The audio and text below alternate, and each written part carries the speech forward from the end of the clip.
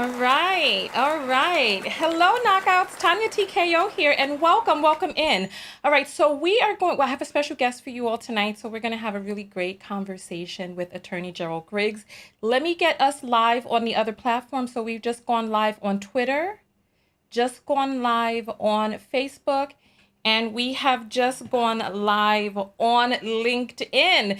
So welcome in, everybody. Welcome. Today I have a really special treat for you. As you know, I am your host, Tanya TKO, and I am a self-love specialist from TanyaTKO.com. I hope you learn how to love yourselves and one another. On this channel, we typically use viral video topics as teachable moments for what self-love or self-abuse looks like in your own life. And I have a very special guest for you all. So say hello to attorney Gerald Griggs. Hey, welcome in. Welcome. Let's test I don't hear your audio. Oh, hold on. Let me make sure that I have you in my ear. 1 second. You know, we did our audio test before we came on, but let's see. All right. Go ahead now. Let me see if I can hear you. Can you hear me now? I can hear you. Perfect. You sound really good. All right. So we're going to be talking about a lot of Black issues, what's going on in Georgia, freedom fighting, Black men, the NAACP, and what you're doing to cause change in our community. So let me do a little bit of housekeeping first, and then we'll come right back over to you. Thank you so much for being here, Gerald. Thank you. All right. So listen, make sure that you subscribe, make sure that you like the channel, and make sure that you know how to find me. Again, I want to give a special shout out to the text notification squad. You all are the ones that make these broadcasts possible. So go ahead. If you're a part of the text notification squad, go ahead and throw up your tens. Let me see the tens inside of the house. Welcome in, everybody. I am a certified clinical hypnotherapist. I'm a certified life coach with a specialty in relationship coaching. And the people who are part of the text notification squad are the sponsors for this channel. They are the ones that make the broadcast possible. I'm going to be opening up the apples in a little while. I'm going to let attorney Griggs introduce himself. And you all may remember him from getting R. Kelly off the streets. He's the one who helped get this man behind bars. So we are happy about that. Text notification squad in the house. Thank you all so much for coming out and representing. Thank you. As you know, we are on a new channel right now. We're on a different channel. But you know what? We have not missed a beat. Because of the text notification squad, this broadcast is popping. We are on a different channel because the first channel, as you know, it got a strike on it. But this is part of the reason that we started the text notification squad, because we are not going to be dependent on these platforms to be able to get the message out. So without further ado, let's bring on attorney Griggs. Welcome. Thank you all so much. Thank you. All right. There you go. Welcome. All right. So you know what? Let's start out by getting you to introduce yourself. How should people know you? I mentioned a little bit about the R. Kelly, but you do so much. So introduce yourself to the people and tell them what you're about, what you're known for, what you're looking forward to, stuff like that. Go ahead. Okay, I'm attorney Gerald Griggs. I'm a native of Atlanta, Georgia, born and raised here. I've been practicing law for 16 years, primarily civil rights and criminal defense. And, I've tried some of the biggest cases in Georgia history. I'm also an activist. I've been an activist since 1999 around issues around racial empowerment, around voting rights, around civil rights, and of course, all of the protections that are guaranteed to us in the Constitution. So I'm an attorney. And I'm an attorney that's an activist. I love fighting for those that are being victimized. Of course, I represent many of the victims in the R. Kelly situation, as well as some of the families. So I'm just excited to have this conversation about empowerment and seeing how we can help to continue to empower our community. Yeah, wonderful. Thank you so much for that. That was beautifully stated. So, on my channel, we talk about self-love and what self-love looks like. And part of loving yourself is advocating for yourself. As a Black man in America, what is it that first inspired you to get out into advocacy? Well, I'm from Atlanta, Georgia, the birthplace of civil rights. So I grew up looking up to Dr. King, John Lewis, C.T. Vivian, people like that. So it just inspired me to continue that process, to continue to fight for people's rights, to make sure that they are protected. Of course, I grew up looking up to Johnny Cochran, looking up to Thurgood Marshall, and of course Fred Gray over in Alabama. So I just dedicated my life to fighting for people, protecting their rights. And so, as an African American man who has had family members that have been in the prison industrial system, in the criminal justice system, I thought it was important for me to make sure that we balance the scales of justice. And so that's what I've been doing for the last 16 years. Oh, wow. Thank you so much for that. People want to know, how should they address you? They can address me as Gerald. The only time I'm Attorney Griggs is when I'm in court. Otherwise, I'm Gerald. Just like everybody else. I want to engage with people, and that's why it's important to be on this platform and talk with you, to engage with people on the new platforms. All right. So, what is the hot button issue that is going on in the world of civil rights, in the world of advocacy, freedom fighting, all of that? What is the hot button issue? Oh, it's a lot. Voting rights, police brutality. I mean, in Atlanta, we just had the viral case that many of you have already seen. The young African American lady, African American woman who was kicked in her face, Ashley Cooley. That's happening right now. There's been another police involved shooting in Atlanta. And of course, we had the passage of Senate Bill 202, which has started to restrict our voting rights. So it's a lot going on in Georgia, in Atlanta, and around the country. And we are battling those issues and preparing to hopefully put pressure on the Biden administration and Georgia to make sure we protect our voting rights and protect our civil rights. Hmm, interesting. All right. One of the you mentioned so much. And since Trump has gotten out of office, a lot of people have just breathed a huge sigh of relief because he was so problematic. How do people stay engaged, because the battle was won but the war is not over? How do people stay up with what's going on? How do people stop from becoming emotionally fatigued? Yeah, and that's a very good question. We've had almost 5 years of constant fighting. But what we have to remember is Donald Trump was not the end all be all. He was just a symptom of a greater problem of racial inequity in this country. And so we have to continue to push forward to protect the rights that we have and to increase the rights that we need for all people. So, whether that's protecting our voting rights, whether that's getting the George Floyd Justice and Policing Act passed into law, which would allow for the removal of sovereign immunity and qualified immunity, which will get us the justice that we're looking for in many of these police involved cases. Whether it's having a real conversation with our neighbors about how we are more alike than we are different. There's a great divide that's happening in this country, but I think if we have a conversation with each other about what our basic values are, we can see the commonality and pull together. But we also have to remember that this is a 401-year-old battle. It's not going to be won with one presidential election. It's going to be one day in and day out doing the work. And that's why it's important to be a part of the social justice movement. All right, thank you so much for that. My next question to you is about Black men. I'm a huge fan and advocate of yours. I first came into contact with you during the Jasmine Island case and all of the work that you did with that, and how you stayed diligent in making sure that R. Kelly got brought up on charges. I follow you on Instagram and Facebook, and I love your platform. When you're out there, most of the people that I see advocating with you are Black women. What are your Yes. thoughts about the gender disparity of people who are actually on the front lines? Well, I think that, it takes a lot of strong sisters to be on the front line, and they are on the front line. And my hope is that more African American men will be on the front line. I think that in this present moment, um, leadership should reflect those who are most oppressed. And I have to give credit where credit is due. I was raised by an African American woman, of course, with my father, but primarily with my mother. And it takes strength to fight not only for your race but also for your gender.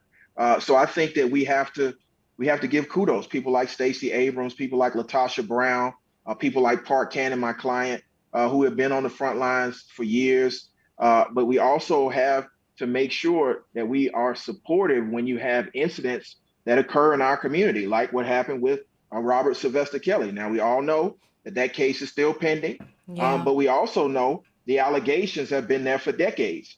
So it was Yeah. time for African American men to step up and say we weren't going to have this going on in our community without it being aired and the truth, you know, uh, inquired upon and reached. So that's why I stepped up in that case. As far as the opera nightclub case, I mean, that was brutality that could not go unchecked. What happened to her on Facebook Live was appalling, and it was necessary for African American men to support. I think we're in a supportive role at this point, and I embrace that. I'm a father, I'm a husband, I'm a son.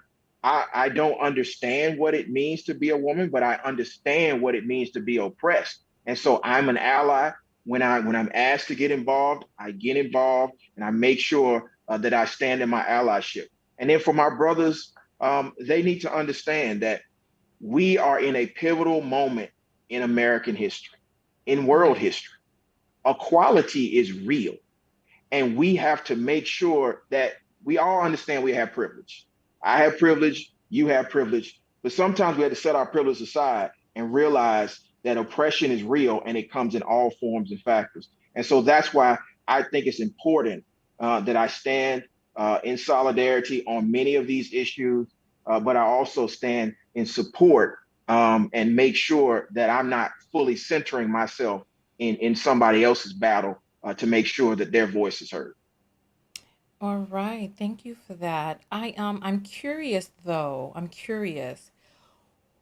What are some of the things that we can do to get more Black men involved in freedom fighting? I think we just have to have a real conversation. We have to have a real conversation that this world is bigger than just the pursuit of a job, the pursuit of wealth, the pursuit of prestige. We are trying to leave a better world for our children than the one we inherited.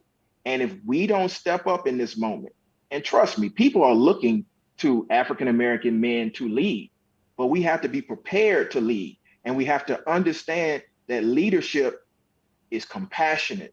Leadership is understanding. Leadership is about listening. So I think that we first have to realize some of the misogynistic things that happened in the past, some of the voices that were silenced in the past. And we have to make sure that we make space, that we listen, and that we respond in a respectful manner, but we also understand that people are still looking to us to lead. So I just think that to get more men involved, we got to have real conversations. We got to have real conversations about trauma. Many of us have had traumatic experiences.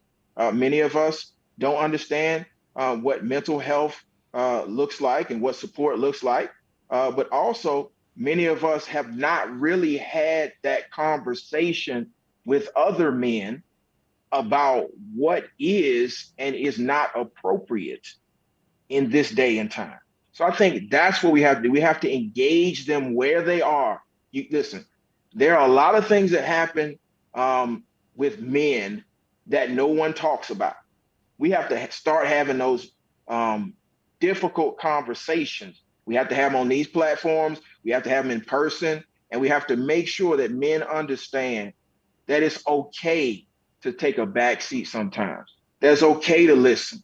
That it's okay to put yourself out there in a different vein. And it's okay sometimes to say that I don't know the answer, but I'm going to get on this journey with you and get to the journey of equality. So I think we have to engage them where they are. We have to correct them when they are wrong, of course, in love. And then we have to make sure that we are strong enough to recognize some of our weaknesses. Okay, thank you. That's wonderful to hear. My question for you is, why do you think at this point in time that there aren't more men out there on the front line? Men are typically the warriors, men are typically the leaders, but why is it that women are leading this charge? Well, I think that given the history of social movements, the civil rights movement as far as spokesmen were concerned, was very top heavy with men, even though the majority of the backbone of the movement was women. I think in this time, women are more vocal, and rightfully so. They've taken their rightful place. They are not going to be subjugated or pushed into the sidelines. And I think that's the right thing that they need to do. But I also think that some of the male leaders in this new movement need to understand the history of the previous movement and try to aid in the correction of a lot of that. Whether that's, Coretta Scott King's push to have the national holiday and to recognize Dr. King and to have taken care of a family while he was on the road, whether that's Fannie Lou Hamer, who fought tooth and nail to make sure that women's voices were centered. Um, so many in the Nashville movement that we don't really hear a lot about, but Diane Nash was a powerhouse in that movement.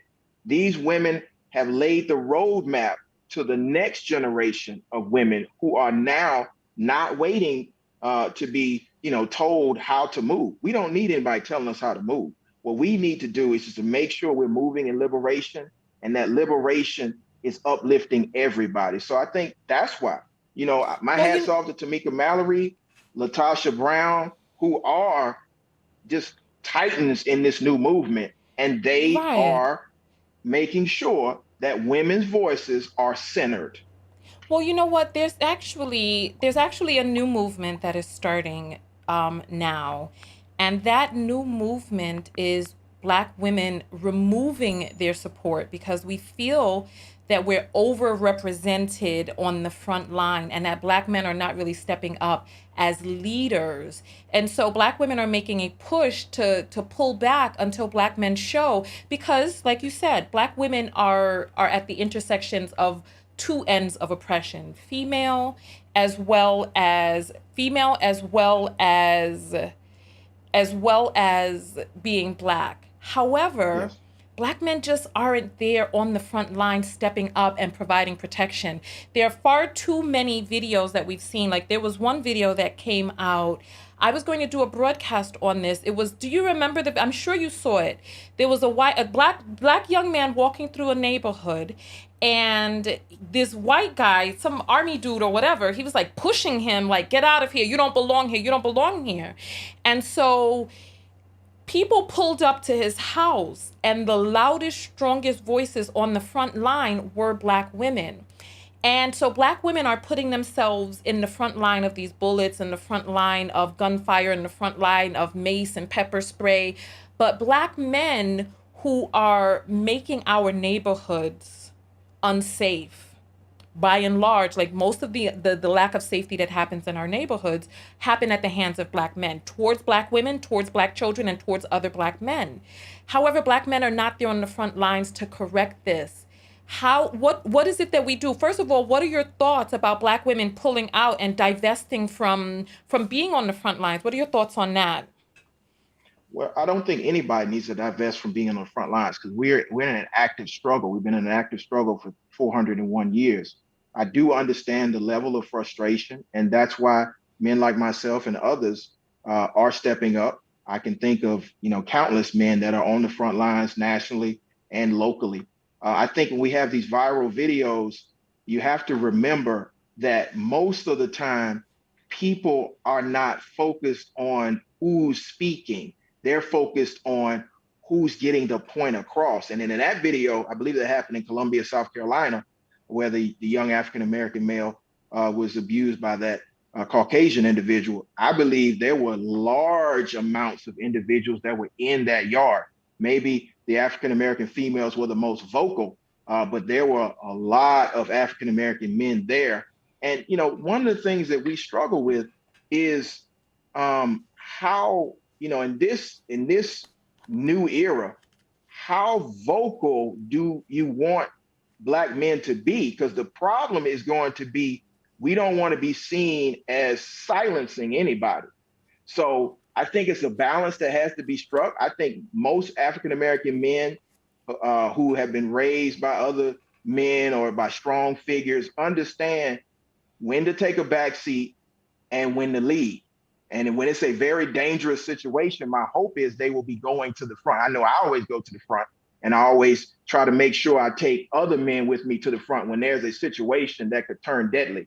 But for the most part, because of what happened in the previous movement, we don't want to be seen as silencing Black women, because Black women are very strong. They don't really need you to try to silence them, but they do need the support. So it's a balance in that, I think. Okay, okay. So, are you positing that the reason that there aren't more Black men on the front lines is because Black men don't want to be seen as silencing Black women? Is that what you're saying? No, what I'm saying is it takes a lot of courage to be on that front line, and you don't want to take away anyone's voice at any point. So, I mean, in the middle of the George Floyd protests and in the middle of the Ahmaud Arbery protests, I think most people weren't focused on who was leading the protest. They were focused on getting the point across.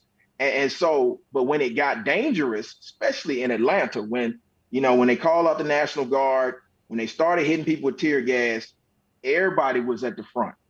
Black men, Black women, and it was a lot of people being brutalized, a lot of people being traumatized. So I do understand in some of these viral moments, it appears to be very top heavy. But I think when we're really in the trenches, you're starting to see it even out, and you're starting to see more African American men step up. All right. So, I when you start talking about women getting tear gassed, I feel I don't think a woman should be out there getting tear gassed. What are your thoughts on that? Shouldn't women be at home being pretty or something? Listen, some of the bravest warriors I've ever met in this movement have been on the front lines. Queen Yanaja, our lone wolf, she was at Standing Rock. She was in Ferguson. She's been on the front lines ever since I can remember. I've seen her get tear gas. So I'm not going to say a woman's place is at home looking pretty. I think a woman's place is the same place that any other liberation or freedom fighters' places, and that's on the front line. So if they understand the danger, if they understand what we're fighting for, I will stand with them. Again, I'm not going to say this is easy. When we were in Louisville, we went up there twice. The Louisville '87 for Breonna Taylor. When Trader Truth was out there, and my son, and Angelo Pinto, and Carlene Pinto, nobody was worried about men or women. We were worried about trying to get justice for Breonna Taylor. And when we came down the hill and saw Churchill Downs and the police had barricaded everything, and we went down the street and they barricaded us in on the freeway right across from Cardinal Stadium, and Portia was there, and Yandy was there, and so many others were there. Nobody cared who was male or female. All they cared about was trying to get justice. So I've seen women on the front lines of this movement, and my hat is off to them, because this is not an easy thing to do. Yeah, no, I feel you. Listen, women are the womb holders. Why is a womb having tear gas sprayed at it? That's not just. I don't think because the that. womb is, because the womb is in danger. I mean, Oh, listen, what's happening in our communities yeah. with law enforcement is not gender specific. Mm, Sandra Bland, Breonna Taylor, Alexia Christian, Corin Gaines, Pamela Turner. It's not womb specific. It's happening to young people. Trayvon Martin, Mike Brown. It's happening to older gentlemen. Eric Garner, Jimmy Atchison, Oscar Kane, Kane Rogers, just a few. These are just a mm-hmm. few of the names. So, I understand the sense of urgency to why women would be on the front lines. I also understand the urgency of why men would be on the front lines and children would be on the front lines. I've seen children get gassed. Hold So, on a minute now. Children on the front lines, Griggs?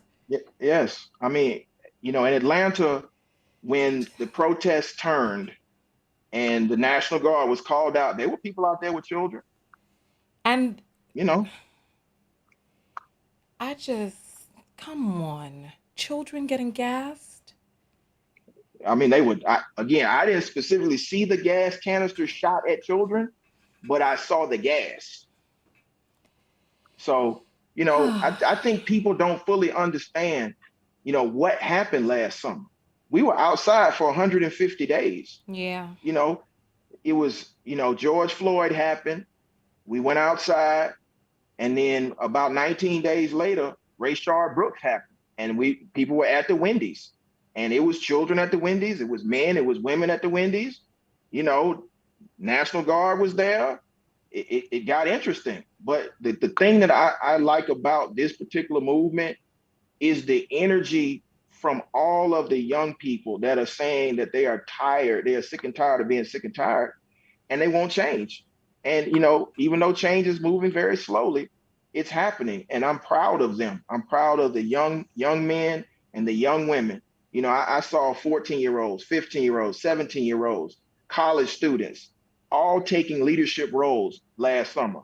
I saw them taking leadership roles when we saw what was happening with SB 202 up at the Georgia State Capitol, when an African American female was dragged through the Capitol for protecting voting rights. And I saw men step up and come to the precinct to get her out. Now, most of the men didn't know that there was going to be we were at the airport when, Park Cannon was arrested. If we had known she was going to be arrested, we would have been at the Capitol. But trust me, there were hundreds of people at the jail, and there were many, many African American men present there. So, I've seen so much in this movement, and I think people, again, they're seeing the viral images. They're not seeing what happens after the viral images. Got you. Got you. Got you. I'm going to ask one more question, and I do not want you to take this the wrong way, right? But I want you to answer honestly, because I mean this from my heart, right? Mm-hmm. And I want to see how you feel about this. Is it not indicative of the failures of Black men that there are so many Black women and children on the front line, outnumbering the number of Black men? Is it not indicative of their failures? What are your thoughts on that? No, I don't think it's indicative of a failure. I think that what we're seeing is a revolutionary shift, a cultural shift. Mm-hmm. I myself raised my daughter right now to be as strong a person as she can be, regardless of her gender. And so Okay. I fully expect, when I'm no longer here, my daughter to be on the front lines leading protests. And I wouldn't think any differently if she was the leader. So I don't think it's indicative of a failure. I think what's happening is we're seeing the results of mass incarceration when large amounts of African American men were absent from the home. And so you have a gap or a schism that needs to be filled. And we are in the process of filling that. But that does not mean that there was a failure on behalf of African American men. We have suffered so much trauma as a people that I think that we are missing the fact that this was by design, and we have to correct it in real time. And we have to make sure we understand the design that is trying to pit one against the other when we are all in this together. And I would also say, and this is something that's going to be kind of controversial, but I'm going to say it anyway. During the course of the Black Lives Matter protests of 2020, there's probably some coming in 2021. There were large amounts of white people at the protests, getting gassed, protesting, and being allies.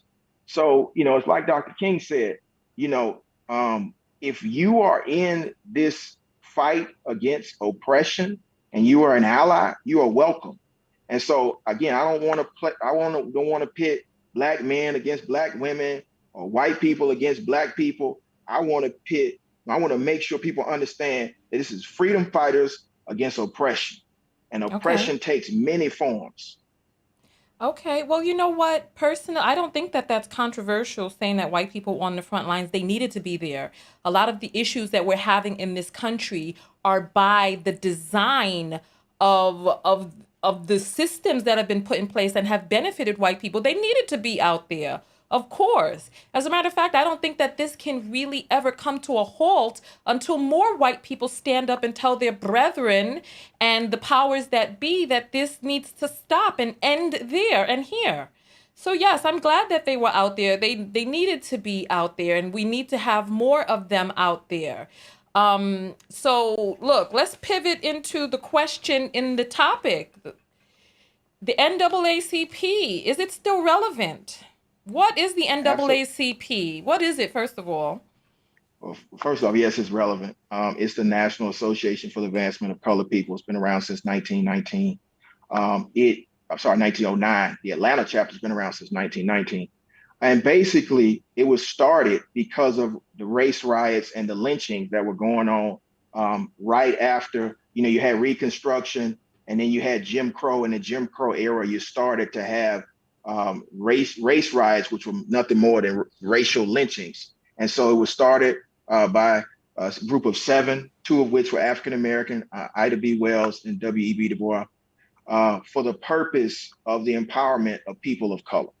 And Mm. so the reason why it's relevant today is because of the rights that it has secured over the test of time. It's 112 years old at this point, maybe 114. I'm a lawyer, so I'm not good at math.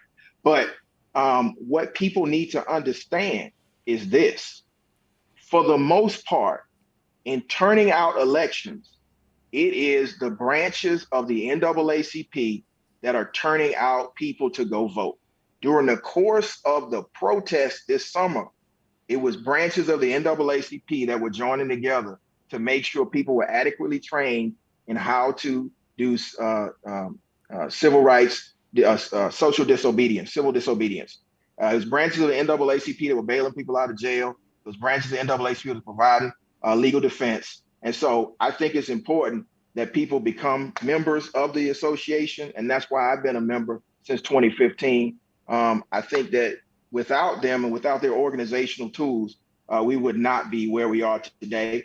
And they are on the front lines. They are the first ones to sue Donald Trump for the attempts to roll back rights. They were the first ones to sue him when he tried to overthrow the country. We were the first ones on the front lines to make sure we push back on these voter suppression bills. We're currently the ones that are up there lobbying on the Hill for the George Floyd Justice and Policing Act. So I think the NAACP is quite relevant, and that's why I'm a proud life member of the association. Okay. Well, that's wonderful. Thank you. So my question is, how do people know when they need to call the NAACP? When you see an issue of racial discrimination, police violence, any type of racial tension or unrest, you need to call one of the branches of the NAACP. And the difference between the NAACP and so many other organizations is when we're in these small towns where a lot of these things happen, it's generally the only social justice organization around. And, I was reading Thurgood Marshall's book when he was Devil in the Grove, and everybody should read that book. Thurgood was a lawyer for the NAACP before he was a Supreme Court justice. He was talking about being in small towns in Florida, and the only people he could call is a branch of the NAACP. When he was in Louisiana, the only people he could call was branches of the NAACP. There are places now that the only people that's going to respond to a social justice civil rights incident is a local branch of the NAACP. And so I think that's why, we have thousands of chapters. In Georgia alone, there are 108 chapters of Mm. the NAACP.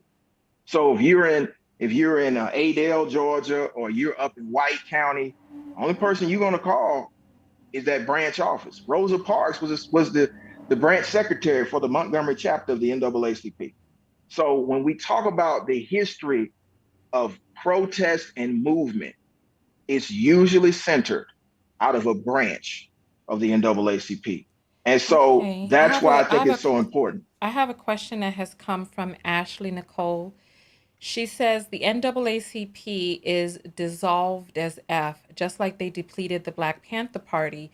What changes in actual physical laws have they made? And she claims there are none. What are your thoughts on that? All I ask her to do is look up Thurgood Marshall and look up Brown versus the Board of Education. Look up who actually was in the office when Lyndon Baines Johnson signed the Civil Rights Act. You know, Dr. King was a member of the Atlanta branch of the NAACP. His father was a president of the Atlanta branch of the NAACP. W.E.B. Du Bois was one of the presidents of the NAACP, the Atlanta branch, and he was also a professor at Clark Atlanta University. These are just a few of the things. You know, the Obama election, who do you think did the ground game in most of these southern towns? When we talk about what happened in Alabama for Doug Jones, though that was the state conference of the Alabama NAACP. When we talk about what happened in Georgia, it was 19 counties of the NAACP that turned out to vote that not only provided for a change in leadership in the United States presidency, but also in the Senate. So when we talk about the stimulus checks, you can thank the NAACP. Wait, what? The You stimmies? heard me. The The stimmies? stimmies that were provided by John Ossoff and Raphael Warnock were Mm-hmm. provided by the NAACP getting the vote out in Georgia. Oh, interesting. Okay. Well. All right. Well, that's interesting. I did not know that. So, does that answer your question, Ashley? Well, interesting. If you all want to send questions through and I don't see them flowing through on the chat, you know how you can send them through the apples and I'll ask Attorney Griggs those questions as we are on air. So, make sure if you have those questions that you ask while we are live. They're saying that the NAAC that you all always bring up old points. Thurgood Was Marshall. this was the stimulus check an old point? Listen, was it y'all? Listen, I mean, okay. Well, that sounds new. Um, Mara is saying the NAACP is very politically rooted rather than a grassroots organization. Is that true? We have 1,000 branches. We are at the ground level. We are at the root. Now, are there political issues that happen at the top? That's with any organization. But when it comes to being on the ground, I'll give you an example. We want to talk about the summer of unrest. We want to talk about 2020. We all know where that started. It started in Brunswick, Georgia. Who brought you Ahmaud Arbery's case? That was the Brunswick chapter of the NAACP through President John Perry. So when we talk about these situations, the NAACP does not always put its stamp on everything. We provide services and we respond. And so the summer of unrest, we got on a bus after we got a call from Brunswick, Georgia, about what happened to our dear brother Ahmaud Arbery. And we've been supporting families like that for generations. When we talk about Emmett Till, there was a leader of the NAACP. His name was Medgar Evers. He was a field secretary. He was the one that got the call. Mm. So I get it. You know, if we don't know all of our history, we start to say, oh, the NAACP is irrelevant. They haven't done anything.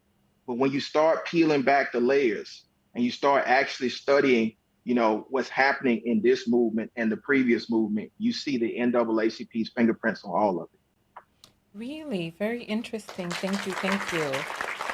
I I'm curious about people and what what reasons would they need to call the NAACP? What reasons would they need to look into a chapter? What reason would they have to reach out?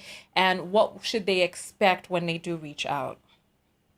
Okay, well, any issue that deals with a violation of your civil rights is a reason to call the NAACP, whether that's discrimination, whether that's some sort of police brutality, whether that's some sort of discrimination in public accommodations.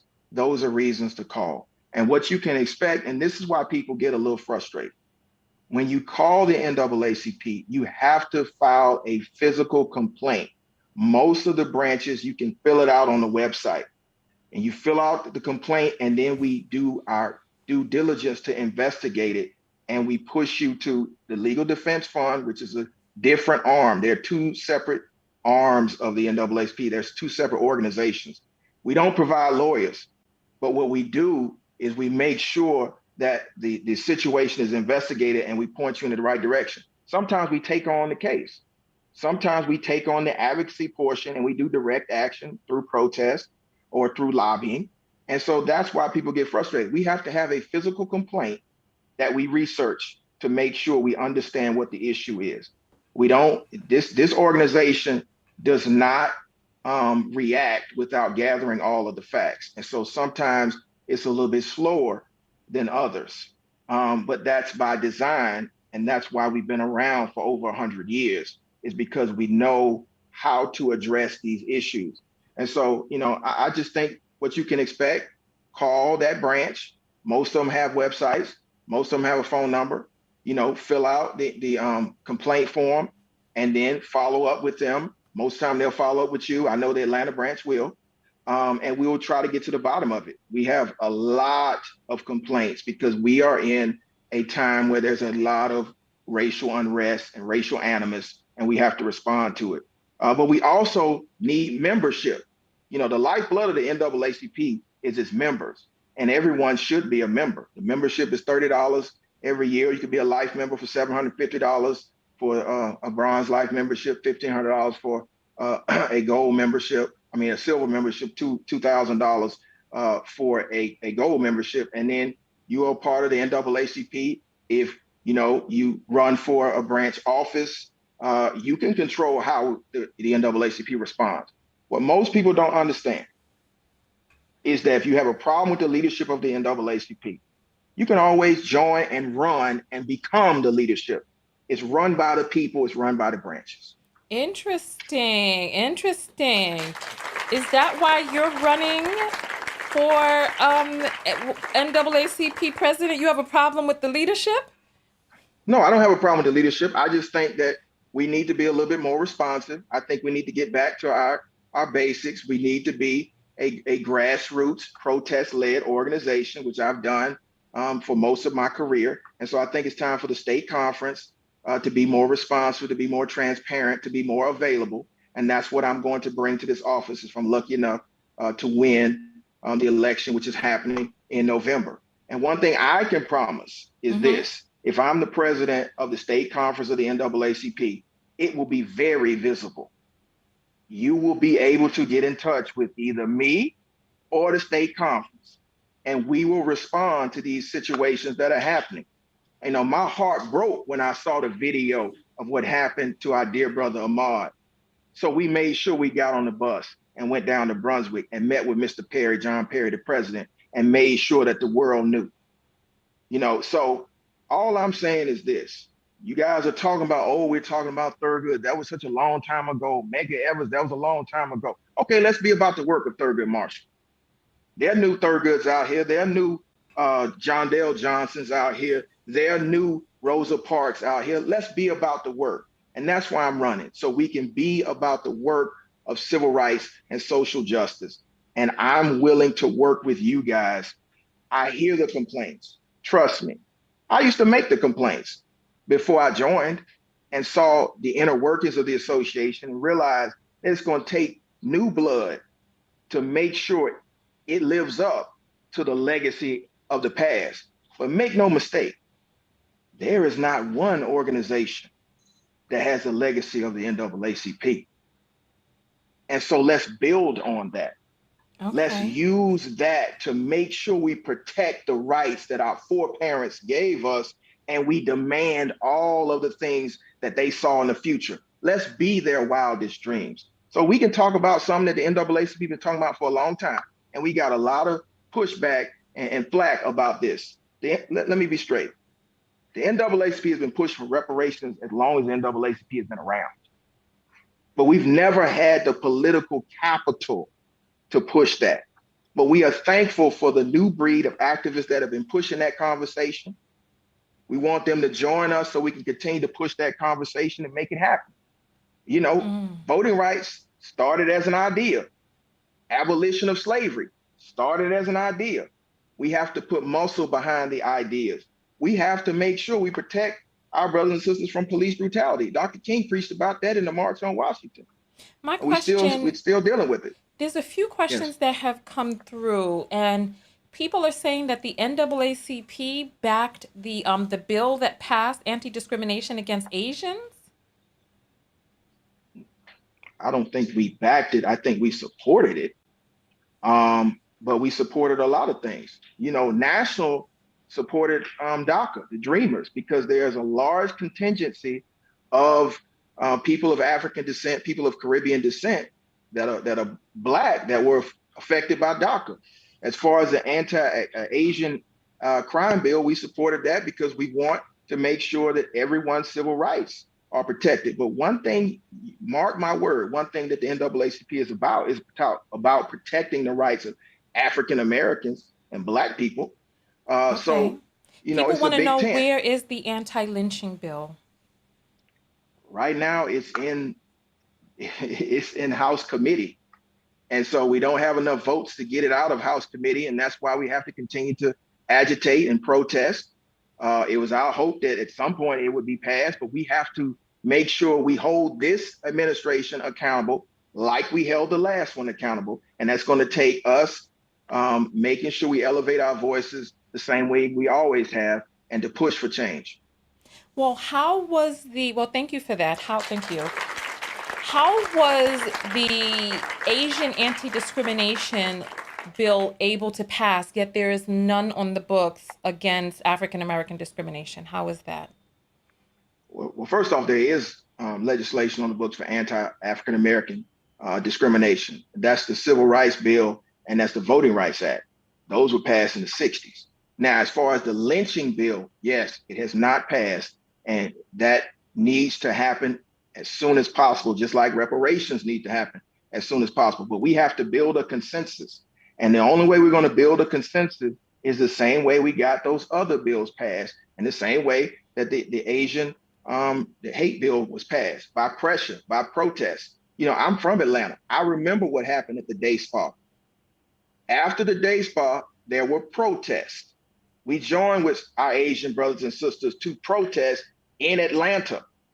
Congressional members came down to Atlanta to take the pulse. They went back up to Washington and they passed it.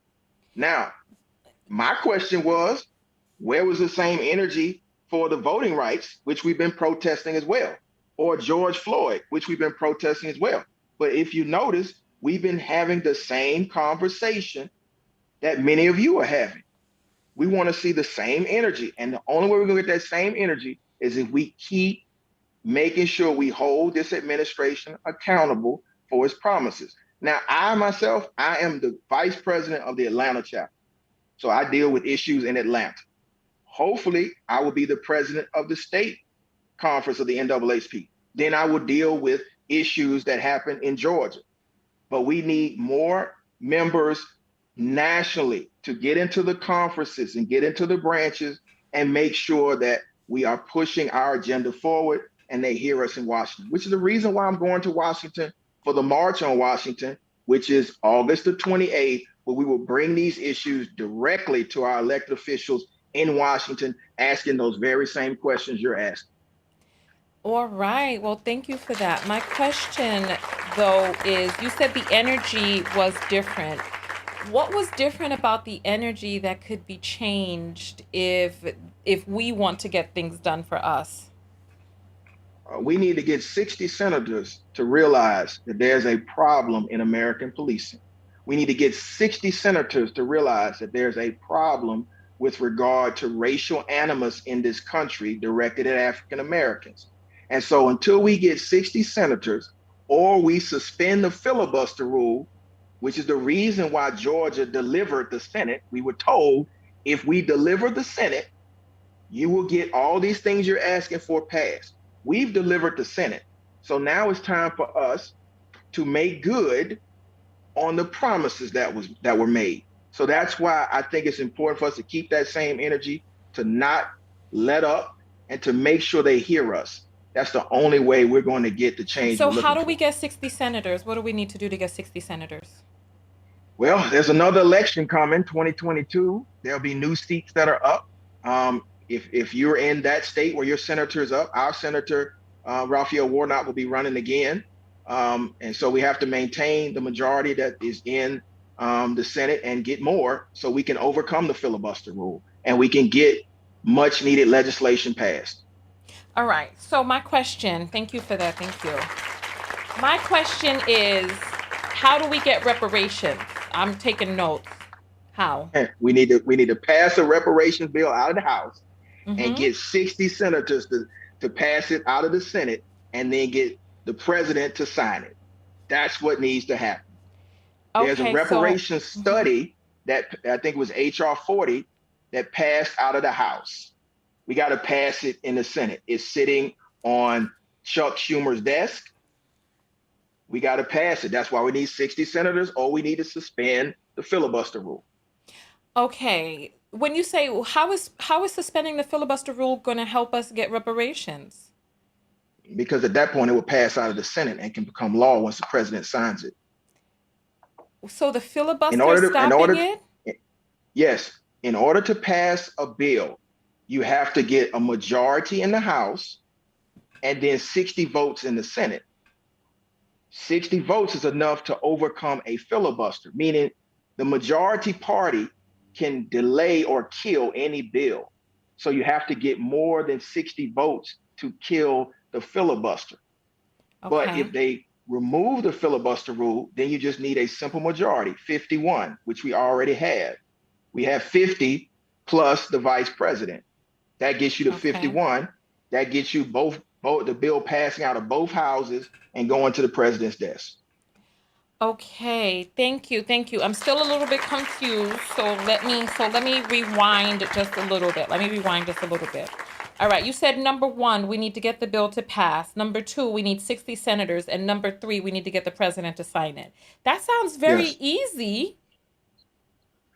What is that look on your face? What is that? What is You that? know, if we're just talking politics and we're just talking basic civics, it's Yes. very easy. Okay. But if we're talking the partisan divide in this country and the political conversation that's happening, it becomes very hard. And so, that's why we have to make sure we are fully educating ourselves on the process. And then we are starting to do exactly what our ancestors did to get us to this point and then move us forward. People are always talking about, well, we don't have certain rights. Yes, we do. Thanks to our ancestors, this generation, born after 1964, 1965, had full citizenship rights. Before that, we didn't. Hmm. We got to make sure we enhance those and not let them regress backward, which is exactly what's happening with voting rights. So we got to continue to push it forward. We got to hold our elected officials accountable, and we got to make sure that we get our agenda passed. Okay, thank you for that. So, first step is to get the bill to pass. What do we need to do to get the bill to pass? We got to talk to our representatives in the House, and then we got to talk to our senators. So if we get a majority in the House, it will go over to the Senate. The Uh-huh. Senate has to call it up for a vote. It has to get more than 60 votes to pass the Senate. And then it will go to the president's desk. It's sort of like what's happening with the infrastructure bill right now. They're having a procedural vote to see if they can open debate on the infrastructure bill. We don't know They what have to that have a is. procedural vote just to get to the debate.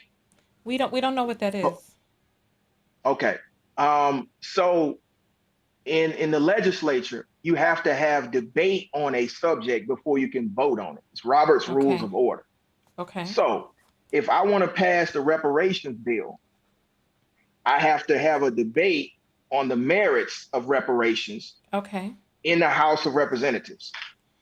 Okay. Then it has to pass the bill into the Senate, where I have to have another debate on the merits of the bill. And it has to be Okay. called up for a vote and it has to pass. But if we don't have more than 60 votes, they can filibuster to kill the bill. Okay. So, I always thought filibustering was talking and talking and talking so that That's nobody what gets to, that, okay. to vote. Yes, that's part of it. That's what President Biden is talking about with taking it to the old filibuster, where you had to literally hold the well until session ended. But now you don't even have to do that. You just have to make sure you have more than 60 votes. I mean, Really? you have to make sure that they don't have more than 60 votes. Sorry. Oh, somebody wants to listen. No, he is married to a beautiful black woman and has a beautiful black daughter. Don't even try that. This What they man, trying to say? they want to know whether if you're married or plan on getting married or if you're dating interracially and all of that. They're trying to check your creds. My creds are I'm married to a beautiful black woman with a beautiful black daughter, and my mother's a beautiful black woman. And I don't really know why any of that's relevant, but you can Google me and find all that out. Yeah, so question. How does a person know? Well, thank you for that. Thank you. Listen, people want to know. They want to know. We That's talk cool. about That's cool. relationships on this channel. Google, Yeah, I that's just cool. saw his wife. My gracious. He is doing all right. This is a lucky man right here. But nonetheless, so I want to find out, okay, House of Representatives, how do we get a person in the House of Representatives who is going to do our bidding? Well, back when we were actually in election season, which was 2020, all members of the House were up. So there are 400 and some members of the House of Representatives. Each state has a fixed number of House of Representatives members. Georgia has 14. So if you live in a district, like I live in the 5th district, that was John Lewis's district. Well, John unfortunately passed away. And so his seat was up. Nikema Williams ran for the seat. She won the seat. I think the opponent only got 15% of the vote. But we had to check their platform and their agenda before we elect them. And we have to get certain guarantees before we vote for them. And then once we vote for them, we have to hold them accountable to the promises they made. So every 2 years, you can flip the House of Representatives, but you Okay. have to do it at the district level. Now, the Okay. curious thing about this particular election is we just had the census. So after the census, each state can go redraw the district lines based on the census. Okay. So they're having what's called reapportionment, which means they can redraw the electoral maps, which is where we get Okay. the term gerrymandering from. They gerrymander a district to make sure it stays in a certain party's hands. Now, again, the NAACP is nonpartisan. So we just want to make sure that the interests of Black people are protected. So that's why we want to educate the constituency on what's happening. The most important thing that's happening right now is redistricting. Across the country, state legislatures are redrawing the electoral lines. What that means is you may live in a district right now, and because the country went overwhelmingly for one party, but another party is in control of your state house or legislature, they're going to redraw the lines to make sure that doesn't happen again. And the lines stay fixed for 10 years. Yeah, you know what? I feel like this is so complicated that it is confusing me. And people are over there making comments that you all better simmer down out there, simmer down. All right. Well, I don't Some want to know people, what the comments are. listen, some people think you're very handsome, Gerald. Some Well, I people think, appreciate that. I appreciate that. Thank you. But I want you guys to focus on me trying to educate you on how we make sure we get liberation as a people. And so it's hold on, I not have questions. difficult. I have questions. I have questions. I have questions. Okay. Okay. Go All ahead. right, because this seems so big that I need to get this into smaller chunks so I know what we need to do next, right? Okay.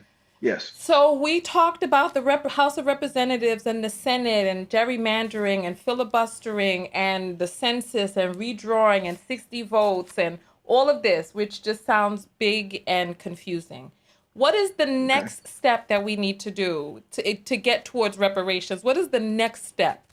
So 2020, which means 2022, we'll be able to vote for the House of Representatives. How do we know which person is a House of Representatives person up for election? How do we know? What are That's they kind of called? simple. That's kind of simple because most of the members of the House of Representatives on Twitter have 3 letters in front of their name, which is REP. So reps, and they Okay. generally have that blue check. there are 400, and I believe 400. Don't quote me on this. I know it's the internet, so you guys can Google it. But I believe it's 430 some odd members of the House, and so all of them will be up for election. So we just need to make Okay. sure we understand who stands for reparations and who doesn't. So we need to It's call really that them. simple. We need to call them. So whenever we see somebody is up for election and they say rep, let's say Rep Adam Smith is up for Mhm. election, we just call Adam Smith's office and we say, listen, what is your stance on reparations? If they say we're for it, we're like, okay, we'll vote for you. If they say we're not for it, then we say you're not getting my vote. Yeah. And And we if need to keep a checklist of who is for and who's against so we can make sure we distribute it. Okay, is the NAACP going to create a checklist so that we know who we're voting for? We do grade candidates at the state level, and I believe we do it at the national level. How do we So, find this grading? it's on the NAACP's, well, the state chapter. It's on the website for all of our elected representatives, both at the state level and the federal level. Their grades as far as the issues that are important to people of color Really? and Black people. Okay. All right, hold on. Yes. I'm about to look this up right now. So we go to It's naacp.org. That's what we do? no, it's Georgia. Wait, it's GANACP.org, I believe, and it Well, I'm should be in I'm under. in I'm in New York, so if I want to see Well, what see, I what don't know if New York has it. so you don't know if New York grades representatives, but you know Georgia grades. Okay. I know Georgia does. All right, hold on. Let's get this party started. So I'm opening up a browser, and you say I go Mhm. to where? Georgia NACP. No, I sorry, it's NACPGA.org. Okay, hold on. GA NACPGA.org. org, yes. Okay. Oh, I'm sorry. I need another A in there. Hold on. Okay. NAACP. Okay. So now I'm on the website, and And where do I go? What do I do? go up to, what does that say? What college? Get involved. It should be a scorecard up there. It should say legislative scorecard. Let me see Okay. if I can find it. Let me see. Let's see. NACP Georgia score card. There it is, Let's card. see. Yeah, here it is. Where? Oh, I'm sorry. It's just for state reps, but it's on. It is www.nacpga.org/legislative scorecard. Legislative Scorecard. scorecard. Legislative scorecard. What did you Google? Because I need to go back and Google. Hold on, I'm gonna just text it to you. All right, you can send it to me can you send it to me in the Zoom chat so I can click on it from there? Okay, All right. let me Bear see with me for here. just a moment, ladies and gentlemen. We want to get Copy, this. uh, Uh-oh. paste. Okay, let me open up this. Let me get you. Let me get this. Okay, go ahead. Copy, Let me copy link, and chat, and paste. Okay, it's in the chat. All right, give me 1 second. I'm trying to. All right, there we go. All right, so let me open this up because I want to do browser. Okay. So, and then let me close this. All right, perfect. And then so now let me go back over to this right here. Um all right, so this is a legislative scorecard. So where do we go from here? What are we looking for on here? It should So, say the elected officials and what they oppose and what and a grade that they give them.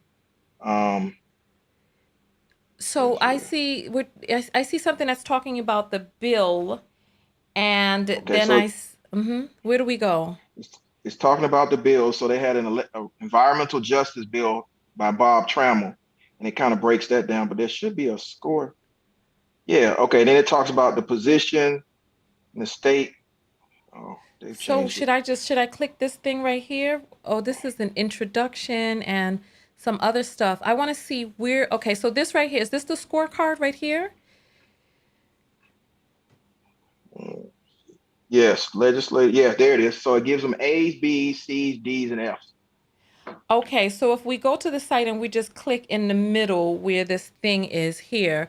So here it says Arnock, and then it says grade A, and then it has, okay, so then it has the little green buttons and stuff will let you know. So here it says SB 123.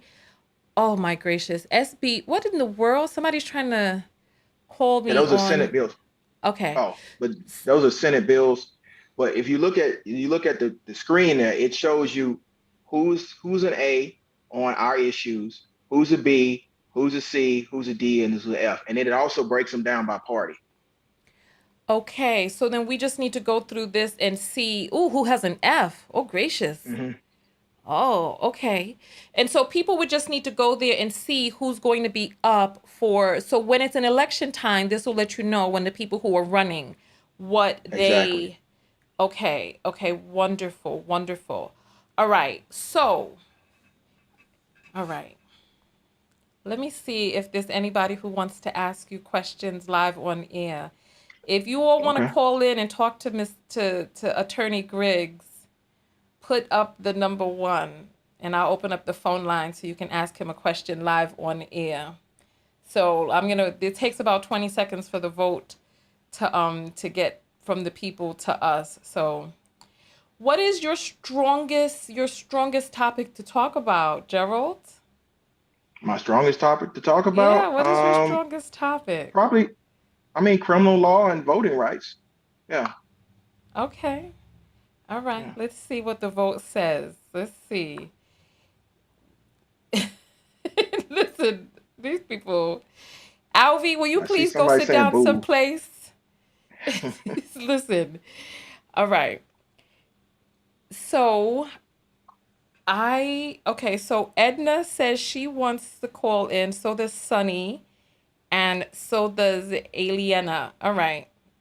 Listen, some of these people, you all don't know how to behave. All right. Phone number, I'm going to put it up on the screen.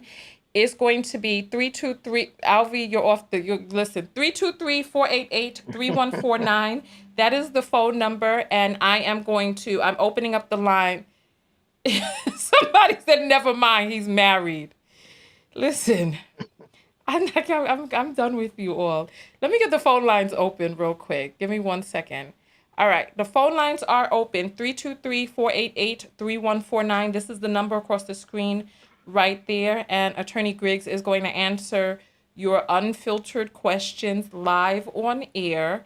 His specialties, his strongest points to talk about are voting rights and criminal law. So, and he was also providing information about the NAACP because he is running for state. You're running for State conference president. state conference president. Okay.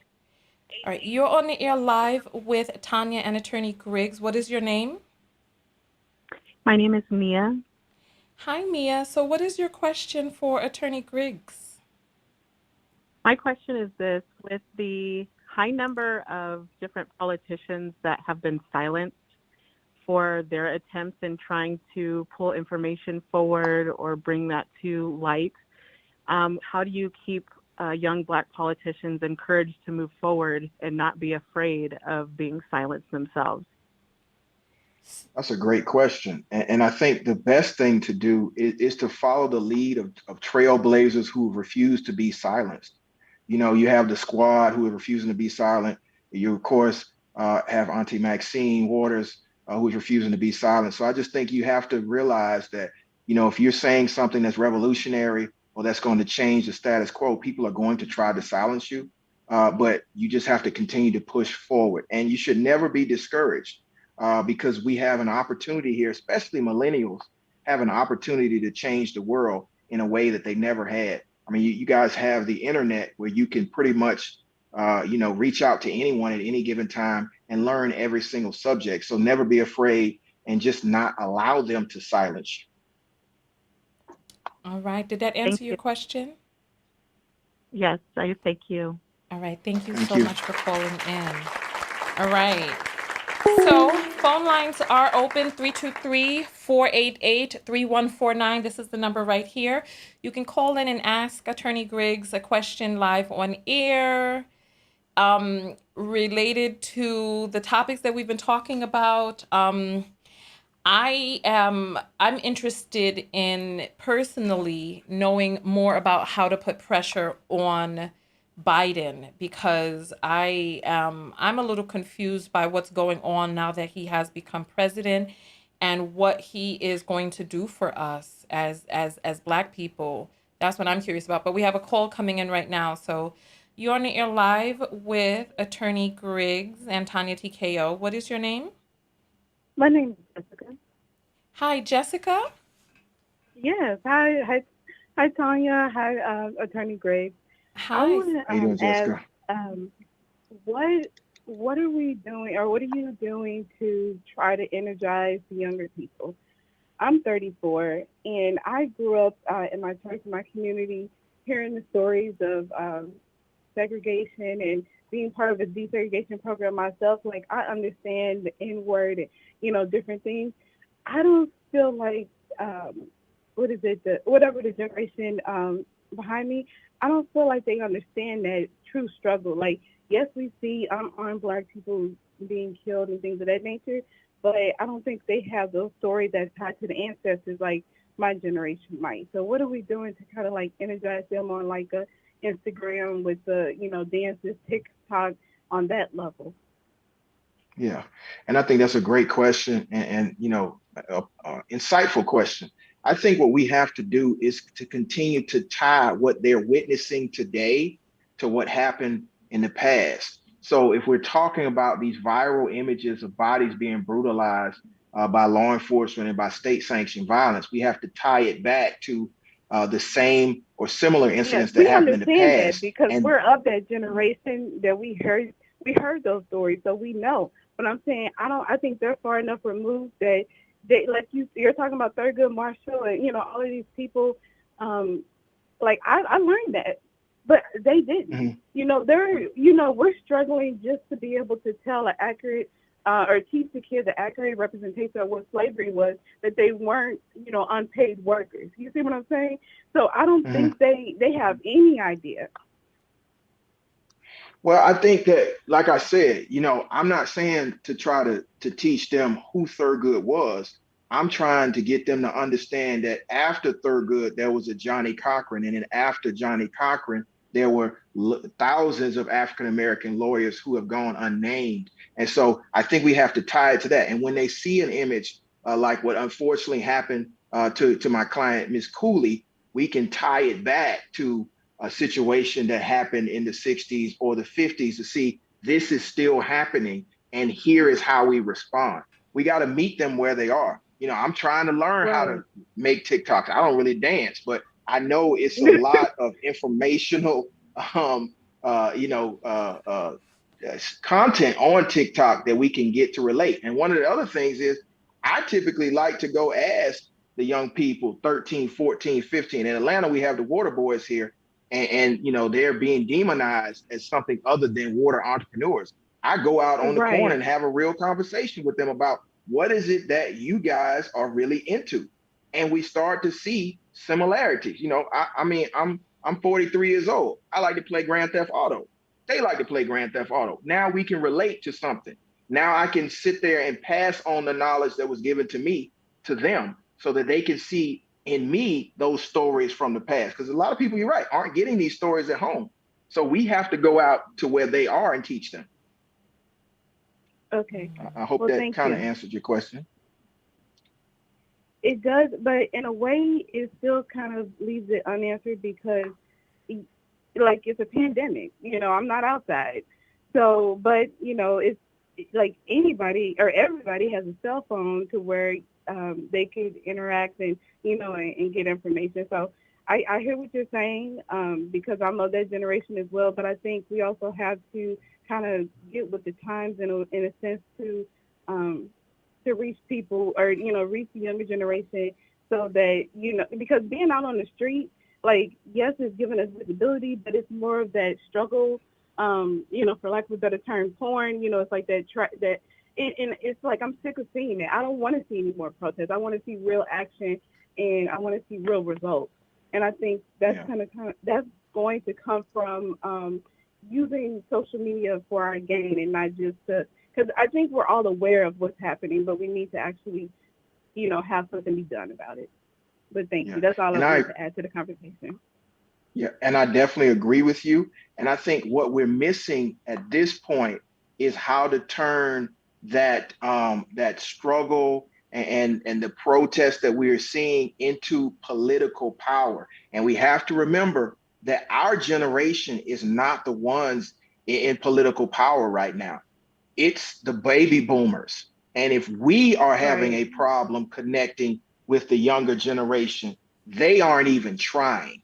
So we have to figure out a way to remove them from the levers of power, so that we can at least provide a way for the younger generation to see real change happen in their generation before they take over. Because, I mean, the baby boomers held on to power so long that we're only going to get a few years before that next generation comes up and takes the power from us.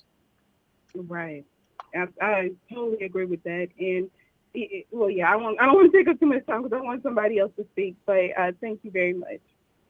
Well, thank you for those questions. Yeah, thank you for calling in. Thank you. Thank you. Thank you. All right. Very, very interesting.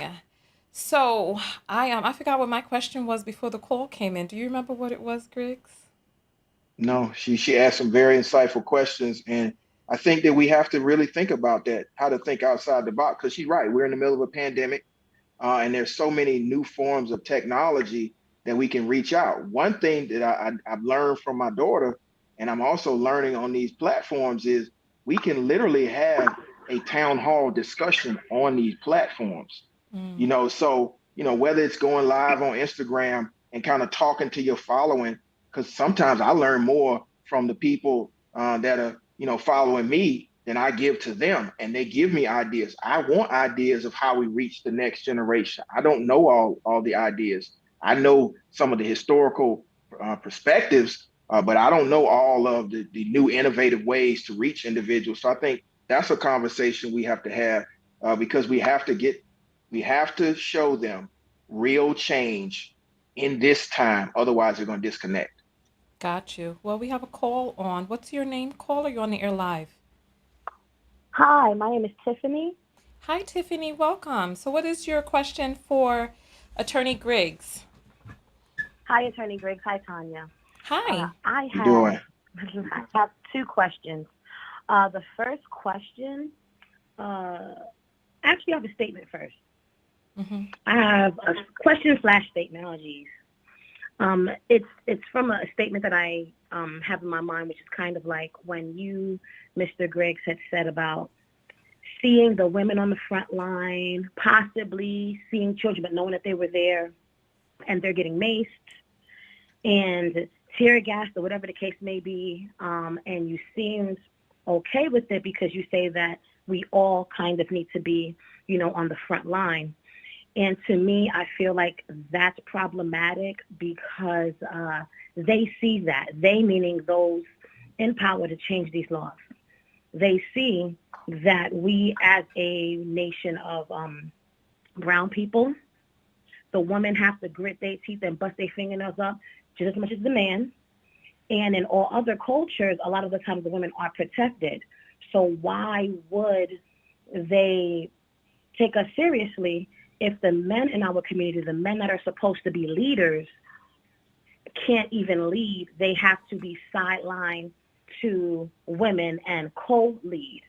And it doesn't seem like that's happening in any community, even with the Asian movement of the Stop Hate.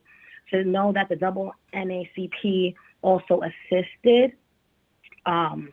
is not shocking, but it's kind of like, man, we're always helping out others and assisting others. But when it comes to us, we like to say that we're disenfranchised and we've had so much stacked against us. And it's kind of like, if we're able to help others, why can't we just help ourselves first? Definitely, and I understand. I hear you, That was a great and question. Thank you. yes, Go and I ahead. appreciate the question. And my only response is, I try to study history, and I'm not going to say I'm okay with seeing children and women being gassed and maced. I've seen it, but I also understand what those images evoke. And so I think back to when Dr. King allowed children and women to be on the front lines with the dogs. Um, you know, he knew what type of image that would evoke to the country, and he thought it would shame the country into a conscience. Um, with what's happening right now, um, the country is fundamentally fracturing. There's a group of citizens who don't want to believe that America has a racist um, past. They don't want to even acknowledge that. And the only way we're going to show them that is we have to show it in real time right now. So I hear what you're saying. I know that for the most part, other communities do not have to go through some of the things that we've had to go through. But I also understand that our struggle has empowered so many other communities as well in this country as well as other countries by the seeing the struggle. And I just think that's the tool we have right now. And if there's another tool, I'm open to that tool. But I haven't seen any of the other tools work as effectively as I've seen protests that shocks the conscious work to achieve change. So I'm open to that conversation. Again, I don't pretend to know it Mm-hmm. all, but I do know, what has worked in the past and what is currently working right now. And I would hope that we come up with a better way to do this. I don't want to see, I don't want to see Black people brutalized. I don't want to, see these viral videos of people being beaten by the police and bitten by dogs and all these things that I see every single day in my DMs. But we have to do something to quell what's happening in this country in real time. All right. Well, thank Okay. you. Thank you so Um, much. Thank you. So we're going to let you jump off because there are a lot of calls that want to come in. So thank you very much for asking that. Thanks. I do have one more question, though, Tanya, please. Can you call back in, please? Because Oh, your yeah, call has been over absolutely. 5 minutes. Okay, thank you. Thank you. Oh, no problem. Thanks. All right. So, and you know what? You can always call back in. So, see, oh, and here's another call. Let me just put this person on hold real quick. Just one moment, okay? So, my question is, are we waiting for the empathy of people who have systematically shown and systemically shown that they just really don't have empathy for us? No, we're not waiting for that. What we're waiting for is the realization that only we can change these issues. And, what I'm saying is in this country, we need to raise up a new group of leaders Mm-hmm. who will take the mantle and will make the change happen. We're not waiting for, a politician to say it's okay for us to have voting rights and for us to have civil rights and for us to not be brutalized. We control the system. And I know that's going to rub a lot of people the wrong way. But we, just like we voted these people in, we can vote these people out. If Congress does not want to pass reparations or voting rights protections or anything like that, we can vote them out, just like we voted this president in.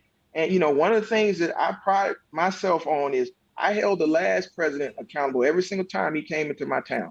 Every single time. We can do the same thing with this president. Okay. They seem to be more preoccupied with other issues than the issues of the people that put them in power. We got to Okay. remember, South Carolina delivered him into the forefront. Georgia delivered the election. Right. Right. Well, you know what? Those That are is so very large true. amounts of Thank you. African Americans. Thank you. All right. So we have a caller on the line. What is your name? It's Tiffany. I got to call back in.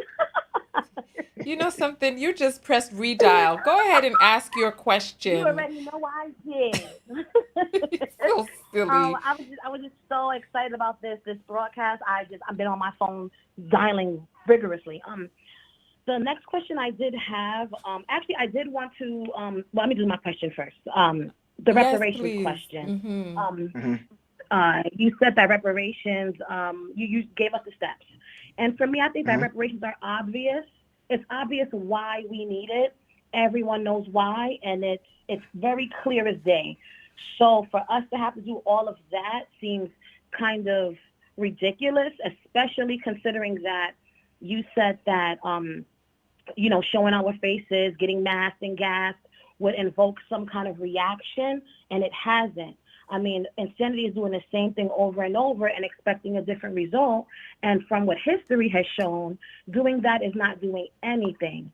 So, I mean, and then also, I hear that you say that you don't, want to see that, the kids and the women being gassed. But from what I received from your message, you gave off an air of it's necessary, it's okay, and it's happening. And that's problematic, because if you don't think that everyone can see that we are one of the only, if the only race of people that have the women on the front line and men trailing behind, that's not something that anyone in any kind of higher position will respect. So why would they fight for us if our men aren't fighting for us?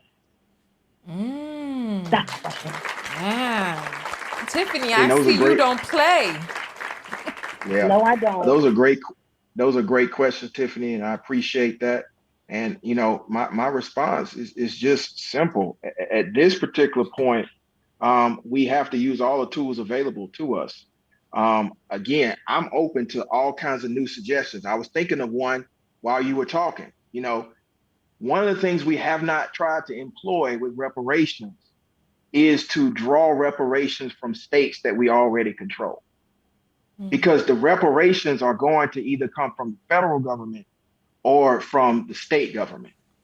And so there in the South is the largest concentration of African Americans in the whole country. It's always been like that.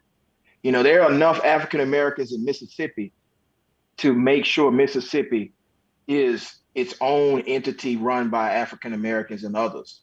Even though it's the most racist, one of the most racist? Well, that's a good question. Why? Because again, Mississippi, the population is almost 50%. So, Wait, I'm we sorry, have to Mississippi is almost 50% Black? Yes. Yes. And we're not thriving in Mississippi?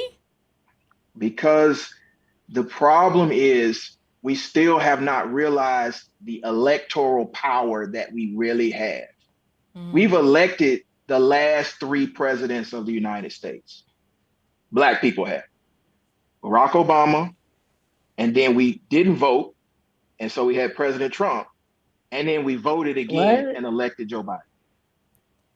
That's electoral power, and it's mainly in the South. And so we have to energize that base to understand, if we were to, like in Alabama when we sent Doug Jones to the Senate, or in Georgia where we sent 2 senators into the Senate. If we flip Georgia, we can have a real conversation about reparations with an elected official like Stacey Abrams, who can make it happen. Do you think that, sorry. Go ahead, I'm listening. I was just going to ask, do you think that it might have something to do a small amount with the way they view us in regards to humanely? Because at the end of the day, regardless of what kind of job or position they have, they see us as who they see us as. And I don't think that they're going to change their minds about the way they view us until we change the way we're viewed by our men standing up and being leaders, so that our women don't have to be leaders as well as be everything else. They are regular, everyday people. They just have more money and more power. And they go to the stores every day. They watch the news every day. They see what's going on every day. So why would they even think to help us out if they see that the people that's supposed to be leading our communities aren't leading our communities? God, I sort of understand what you're saying, but then I sort of kind of disagree, because I think at this point, especially in the states that I just named, I think that if we stand up, all of the other things that we're having this conversation about, we can change. Mm-hmm. And if we We meaning hold, Black people, or we meaning children and women and men together? Like, what do you mean? I'm talking about whenever I talk about Black people, I talk about all of those. All of those So, what? I mean, I'm talking about Black men, Black women standing up, Black children standing up, and making sure that we take our rightful place in this country as our foreparents foresaw so many hundreds of years ago, us being, their wildest dreams. So, I mean, I think that's what I'm saying. And I'm saying in certain states, we already have the electoral power to do that. Okay. You just have to I organize. understand. I just don't understand how. Tiffany, women and we are not going to allow you to filibuster. Oh, I'm sorry. I'm sorry. No, you know what? I know that this is a really good conversation. We have to be able to get through all of the parts. Can you come back again, Griggs? I won't click redial right away. I'll wait a few minutes. All right. Okay. Yeah, I can come back. I like the conversation that we're having. It's very thought provoking. Okay. All right. Well, you know that's what I like, thought-provoking conversation. Well, I'm glad that you are an attorney, so that you're not frightened by the tough questions. I'm happy to hear that. What is that I hear? Okay.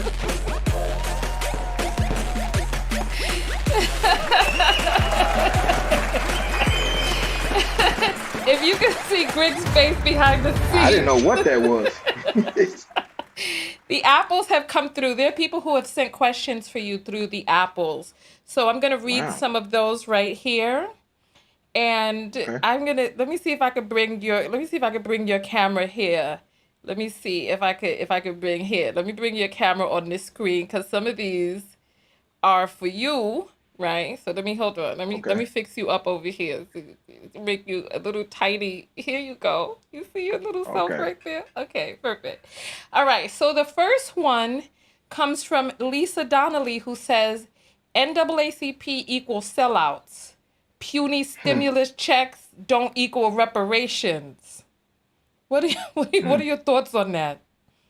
Well, I mean, if that's her feeling, that's her feeling. She can get a stimulus check back. Why do you have to act like this? Okay. Well, thank you, Lisa. I don't consider myself a sellout, so Thank you. I understand people have their own opinions. Thank you. All right. So then now, hold on. We have Ariel, who's coming up next. Let me just get this so that we know that we read that. So Ariel says, are the demographics of NAACP memberships public? No, the demographics are not public because we had serious issues in the 50s and the 60s and the 70s with people trying to get our membership rolls and trying to harm some of the membership. So none of that's public. Yes. Oh, how interesting. Okay. All right. Well, even just the demographic, not necessarily their information, but the demographic, like what's their racial makeup or financial background or any of that? Some of that is available at the branch level. But again, we don't publicly release that for purposes of protecting the base. Okay, got you. All right. And then Lisa has come back and said NAACP needs to study how Asians get bills passed. What are your thoughts on that? My thoughts are, again, the Civil Rights Bill and the Voting Rights Bill, Brown versus the Board of Education. There's so many laws that we've gotten changed as the association. So, I mean, I get it. That was the most recent one. But, the NAACP has passed laws on the state, federal, and local level. So I understand her point that she's trying to make, but it's not relevant at this particular point about what we actually are standing for. We're currently fighting for two bills, George Floyd Justice and Policing Act and the Voting Rights Act, so we can make sure we protect the civil rights of African Americans and other people of color, but primarily African Americans. Got you. Thank you for that. Joy says, how do we hold them accountable? But I'm not really sure who Joy is referring to. Joy, how do we hold who accountable? Are you talking about the politicians? I think that's who she's talking about. And I think we have to continue to do what we have been doing. Back in the previous administration, we would go to the town halls We would go to their offices. We would make sure they understood that we wanted certain things done. There are groups of activists that are now holding sit-ins, that are now at the Capitol. Several group of lawmakers and other activists got arrested for voting rights. And so they're doing that, but we have to hold them accountable, call them, email them, make sure they understand that we are not going to go away until these issues are addressed. And I think that's the best way to do it. But again, I've been learning new methods here. I'm open to those new ideas. But currently, I think right now, the time honored ideas work because they've gotten us to the point where we can have a free discussion of our opinions on the internet without being censored. So that's one of the Gotcha. rights that the NAACP has secured for all people, but particularly for African Americans, because before 1964 and 1955, we didn't have any of these rights. Yeah, got you. Thank you for that. All right. Sunny says, what is the next step if a candidate supports reparations before elected, then drags their feet after? Before you let him go, I have some important questions. Okay, so she wants to know what happens if they support before and then drag their feet after. Well, most states allow for a recall of elected officials. I know Georgia does. As long as you get a third of the people that elected that person, you can have a recall vote. I know California has done it twice to the governor. So you can always recall them. That's the Oh, ultimate form. That's the ultimate form of holding someone accountable, is to remove them from office. you can recall someone after how long? You can recall them at any point that you can raise a petition through the statutory requirements. I think in California they're going to have a recall election on the governor Really? How did Kemp stay in office so long in Georgia then? because we haven't gotten enough signatures on the recall petition. What the Are you kidding? You How many know, signatures did you there all are a lot of. need? I think you need a third of the elected. You need a third of the electors to recall him, but don't quote me on that. I know it's. I think it's a third, somewhere between a fourth and a third of the electors, When you say electors, who are you talking about? the voters. So you're talking about people who vote, one third of them. Yes, So you and I haven't been think able to get one third of Brian the Kemp. people? Yes, so I think Brian Kemp won by 2 million votes. Got 2 million votes. Stacey got 1,900,000 and something. So we need either a fourth or a third of 2 million So to we're sign the talking petition. about, so 10% of 2 million is 200,000, right? So you need Yes, 600,000 people to sign the petition. How many people have signed? currently about 50,000. So people don't care. People are not engaged. People get engaged during election times. They're focused on municipal races right now, and then next year they'll be focused on um, the Congress and the Senate. Wow. Okay. I'm going to read a I mean, you gotta think about it. We've been in election season for almost 5 years, so it's very That's difficult true. to get people engaged. That's true. That's true. Cherise says that she supports and she wants me to block someone. And let me just refresh it. I heard a few more come in, but I don't know how people love these iPhones. Look, I'm refreshing. You heard them come in, but I'm refreshing and they're not You coming gotta through. you gotta love the iPhone. It's so much you can do on the It's not iPhone. refreshing. You see it. You see it. It's not refreshing. Where's my Android? Here's my Android. Let me read the apples from my Android. I bet you they're here on the Android. I bet you. I bet you. Because I can't get them to come up on the screen over here. It's unbelievable. Though there is no look. They're here on the Android, but they're not on They on the the. Android, but they're not on the Apple. Let me. I'm trying to refresh. Try this. They're not coming through. Oh, finally, one has come through. Okay. Kelly says, "Can you name a bill passed not from the '60s?" Can I name a bill passed not from the 60s? Um, let's see. What was that name of that Supreme Court? Well, I mean the DACA case, that was the most recent one that I can think of, but we're currently suing in, let's see, NAACP.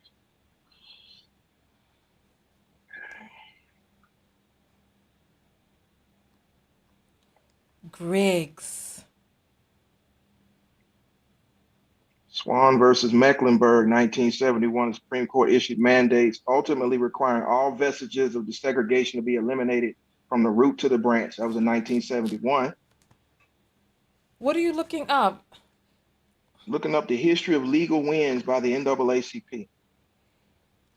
70s? So what have we done in 40 years? 45, 50? Is the 70 50 years ago? Wait. I think Yeah, it's almost 50 years 1970 ago. is 50 years ago. Oh Almost my 50 years ago. goodness. Bell bottoms are top shelf vintage now. People were saying that you don't look like a millennial. You're young, aren't you, Griggs? I'm in my 40s. Are you really? I always thought you were in your 30s. No, I'm in my 40s. Okay. 40. Where does Yes. millennial cut off at? I believe Griggs. it's 38. Well, we're currently suing Donald Trump right now, and that has gotten past the trial court level. So the NAACP hasn't participated in a bill passing since the 70s, and then No, I wouldn't DACA. say that. All right. Well, you know I what? We're would, gonna have you do your research and then come back on because we you have gotta to do you better have than to remember. this. You have to remember. I Uh am at huh. the local branch level, and I'm running for state president. I'm not the national president. I think President Johnson would be better to answer that question. I can tell you what the Atlanta branch of the NAACP has done. We passed the Obama 21st Century Police Initiative into coordination with the city of Atlanta. That was last year. So, I mean, I can tell you what we've done. As far as Oh, national cases, that's handled by national. interesting. Okay. Well, you know what? I'm gonna open back up the phone lines and let's see. We're going to take two more phone calls. Are you up for two more phone calls, Griggs? Yeah, because I got another interview in about 20 minutes. So yeah, I got two more. Okay. All Two more. right. Cool. All right. So phone lines are open. This is the number, right? Oh, my fingers. I don't know where to point. This is the number on the screen in front of Griggs. 323-488-3149. I'm so stunned to see that we haven't had a national bill passed in 50 years. Besides DACA, you're on the air live with Tanya TKO and attorney Gerald Griggs. What is your name? This is Sunny. Your name is Sunny? Yes. Oh, Sunny, you were able to get through. Wonderful, because you said you had a I'm fighting to question. get through. I'm All like, right. I'm about to make some wine and call today. I lost. They saying you need to but be up on your political game, Griggs. That's what the commenters are saying. Okay. All right. Well, go ahead, Sunny. Civil Rights Act of well, 1991, is that recent enough for you? Civil Rights Act of 1991? Civil Rights 1991. Act of 1991, the United States labor law passed in response to the Supreme Court case decision that limited the rights of employees who had been sued for their employers' discrimination. That was in 91. All right. Well, you know what? Listen, we're just going to buff it up a little bit. Next time we talk, you can have a list that you can name. All right? So, But okay. again, I would remind people, I am the Atlanta branch of the NAACP running for the Georgia State Conference. I'm not the president of the national NAACP. I can tell you what the state Georgia NAACP has been doing for the last 15 years. I can Mm-hmm. tell you what the Atlanta branch has been doing. Okay. That sounds like the left hand doesn't know what the whole head is doing. That's what that sounds like. You know I love Okay. you, I but know you do. not knowing what the entire organization has done on a national level, I think leaves a gap in, But you know what I mean? but the but the work is done at the branch level and the branches are in the state. There's no national branch of the NAACP. And then there's actually the Legal Defense Fund, which is run by Attorney Eiffel. And then there's the actual NAACP, which is the civil rights organization. The Legal Defense Fund is responsible for all of the lawsuits. I'm not a lawyer for the Legal Defense Fund, so I don't know what cases they have filed. I know what cases I have filed. I sued successfully, in November and December to get voters put back on the rolls on behalf of the NAACP in this previous election, which is something that the association has done. It turned out the vote in Georgia, both in November and in January. Okay. All right. Well, you know what? After the next two callers, then I'm going to grill you on what Georgia NAACP has done in the past 50 Okay. years. All right. Sonny, go ahead, Sonny. You got through. Yeah, I did. I actually wanted to speak to something that Attorney Griggs said earlier about some of the cases that they've been fighting for. They've been able to use old examples of the same situation happening over the past maybe decades or so. And I was wondering, like, how effective is NAACP if we're still experiencing the same thing over and over again? We can use same cases over and over again, support cases today, that nothing's changed. How effective is it if we can still show that we're going through the same thing that we've been going through since NAACP started in 1909? How effective is it that we're repeating it and nothing's changing? It's very effective because in 1909 we had Jim Crow laws. We don't have Jim Crow laws anymore. It's very effective because, Black people in that time frame were not full citizens of this country. They are now full citizens of this country with every single right and privilege of this country, and that we are continuing to move forward in a continuum of the improvement of rights. So it's been very effective over the last 100 years, and it continues to be effective. So when you say it's effective, if we weren't citizens in 1909, we're citizens now, but we're fighting for the same thing from 1909. What have we improved to if we're still fighting the same argument? We could say, you already said that you can pull up cases that they're doing the same thing then they're doing now. Now we're citizens and we're still going through the same thing. So what have we improved on? We can talk now, but nothing's changing. We are now citizens. Before the birth of the NAACP, we were not citizens. We had no rights to sue. You had Plessy versus Ferguson. We had no rights at all. So I hear what you're saying, and I'm not saying that we reached the promised land and we have, effectively ended all of the ills that have been passed down in this country, but we have come a long way and we still need to go even further. And that's why organizations like the NAACP are still relevant, and we have to continue to fight, because if we stop fighting, then who is going to fight? Okay, well, you said Plessy versus Ferguson. What about that has benefited Black people with that particular law or act at that time? What changed since then? What did that implement? Well, Plessy was still slavery. So, and then you had several cases after that. Then you had Brown versus the Board of Education, which effectively ended segregation. And then you had the Civil Rights Act. And then you continue to go from there until we are where we are now. Yes, we've had a slip backwards because of the previous administration and the attempt to roll back voting rights, but we have been progressing, and we have to make sure that progression continues. And so that's all I'm saying.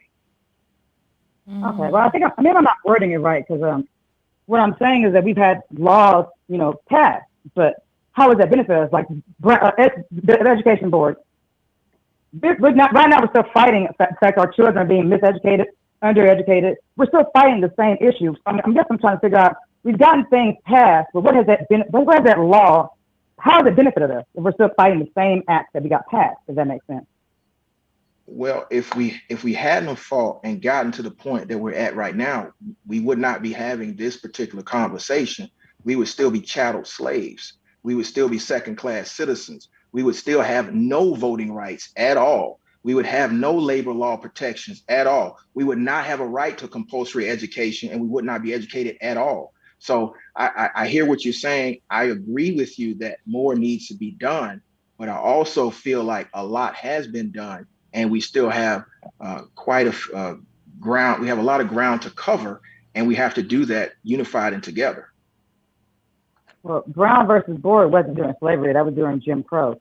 But what I'm saying is that it seems like I agree. We're allowed to talk. We're allowed to talk now, and we think that's a benefit. We're allowed to say if it's being done wrong, even though our argument is still the same. I'm pretty sure in the 50s they were arguing about miseducation of children.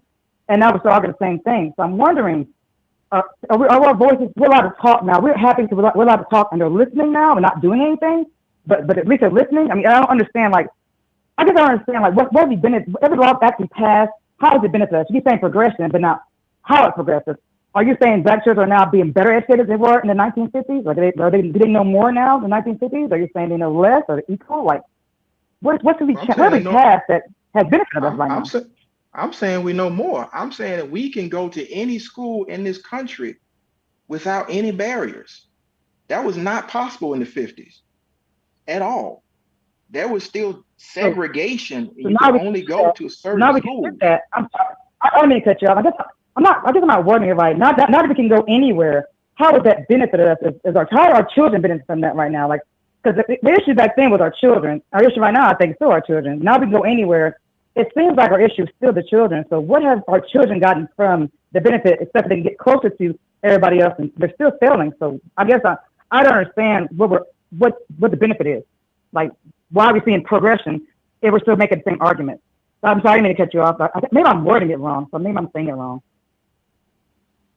Yeah, I don't quite understand, because, you know, from what I'm hearing her say is that we have gotten laws passed, we've gotten bills passed, but we're still having the same issues. So we've progressed from a legal standpoint, but on the day-to-day, on the ground, our children are still uneducated. We're still being murdered in the streets. People are still getting away with our murder. We're still in segregated neighborhoods. We still have barriers to us being able to go to quote unquote any school. We still have housing barriers, but it's not as covert now. It's not as overt, it's covert, but we're still facing the same issues of discrimination, except under the guise of we're integrated. You're no longer enslaved, but our neighborhoods are segregated still. We have economic and socioeconomic segregation. Our bodies are not valued. We're still being killed in the streets, and people are still getting away with our murders. So I'm curious too, because I'm sorry. I'm sorry. I didn't mean to cut you off. They're still investigating loan. The loans, the discrimination loans. We can't get certain loans. Interest rates higher. They're still doing the same thing they did before. But it's just, yeah, you're right, Tanya. I'm just saying that we're having an argument all the time. For decades and decades, it's the same argument. So I don't understand what the progression is if we're still arguing the same point. So I'm sorry. Tanya's right. That's what I'm saying.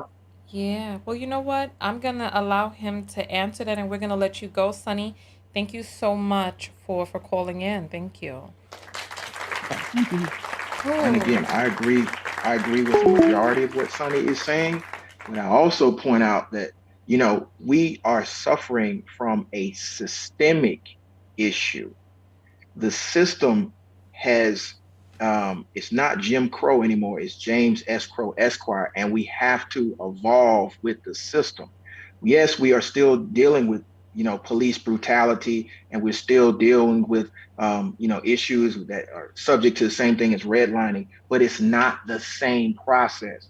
And what I'm saying is the way we improve is that we learn how our ancestors struggled to even get us to this point. Because if we're going to say, okay, we haven't improved at all, we haven't done anything, you know, why are we still having the same conversation? Meanwhile, in 1932, you know, Jesse Owens was probably only African-American representing the Olympics. And now I cut on the TV and I see hundreds of African-American athletes. I see hundreds of African-American millionaires. We have come a long way. It's just that we have to continue. You know, we have not raised everyone out of the mire of oppression, but we have to continue to reach back and do that. And that's the purpose of organizations like the NAACP. That's why we're still filing lawsuits. That's why we're still protesting. But if we just say, well, nothing has changed and we're just going to give up, then the system has won, and we cannot allow the system to win. So I agree with you guys. I agree that there are inequities that need to be fixed, and we need to figure out how to fix them, because the only people that's going to come to help us is us. Yes, bodies are still being brutalized, but yes, people are being held accountable for those brutalizations, and I can name a list of them that have been held accountable. Before, they weren't even being held accountable. They weren't even being arrested. If they were arrested, they were in front of all white juries where they got acquitted. We're not seeing all white juries where people are getting acquitted. We are fighting and we are winning, but we have to join together and continue in that fight. All right. Well, you know what? Thank you. Thank you. We know you have to run. So if you could sum up one final point that you want to leave people with. I know I said I was going to grill you, but we'll have you back again and we'll grill you, okay? And I appreciate the grilling. You know, I'm a trial attorney, so I'm used to having to think on my feet. And, you know, the last point I would leave you with, you know, Mm-hmm. as African Americans, we have been through a lot and we are still going through a lot. But the only way that we are going to change any of this is if we focus on what we can do to change it, what we can do to make the system less oppressive, if not oppressive at all. The reason why I went into the practice of law is because I was looking to make justice fair and equitable. Now, I can't make that happen in every single case, but I can for the cases that I handle. And because of men like Thurgood Marshall and Fred Gray and Johnny Cochran, stand I here.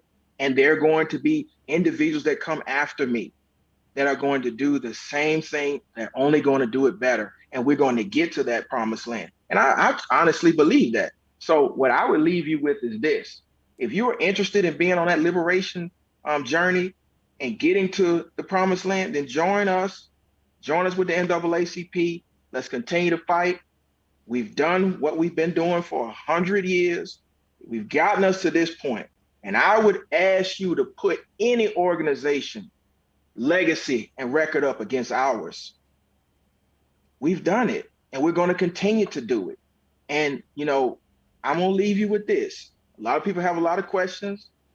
I don't have all the answers, but if you want to be a part of the journey, follow me at Attorney Griggs. I'll hopefully answer some of your questions. If I don't know the answer, I'll get the person that does know the answer. But we have to actually be in the fight. If we're not in the fight, then we already know what's going to happen. You know, whenever we lay down our arms, stuff really rolls back. And then we will be back in the situation that people are talking about we never got out of. You know, last time I checked, I'm not a chattel slave. I haven't seen a slave in years. I've never seen a slave. But what I have seen is the prison industrial complex. Mm. And tomorrow I will be in a courtroom in a Georgia county fighting for somebody's freedom. We have to make sure that exception in the 13th Amendment is carved out so we don't see any more of mass incarceration. That's the new battle. And so that's the battle I'm fighting. And hopefully you guys will join with me. If not, I'll see you on the front lines, or you'll see me on the front lines. All right. And name 3 bills that the Georgia NAACP had a hand in passing. Let's see. Ahmaud Arbery's repeal of the citizen's arrest, that was last session. We passed the anti-bullying legislation. That was about 4 years ago. And we are in the process of preventing school takeover, but we did block Opportunity School District, which would have been a school takeover charter school system in Georgia. That's just a few of them. We've passed the revamping of the Georgia grand jury system, where police officers are able to sit in the grand jury and give testimony in these police-involved cases. And we repeal qualified immunity for police officers, so you can sue them in Georgia courts. Oh, well. All right, then. Thank you so much for coming out. Everybody give Attorney Griggs a round of applause. Thank you. Thank you for coming out. We appreciate you participating in this discussion, and we look forward to having you back. What is one thing that you can say a vlogger like me can do to be able to help? Just continue educating the people. Let them understand that, yeah, things are bad, but they're not as bad as you're trying to make them out to be. And that the only way they're going to get any better is if people get on the front lines and start helping this movement continue to move forward.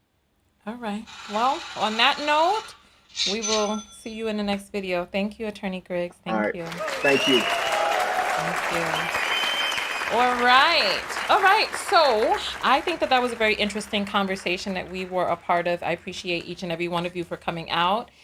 Listen, Opia, you should have sent in your message a few moments ago because he just got off. But Opia sends $5 and says he don't speak for the Black nation. What are you talking about?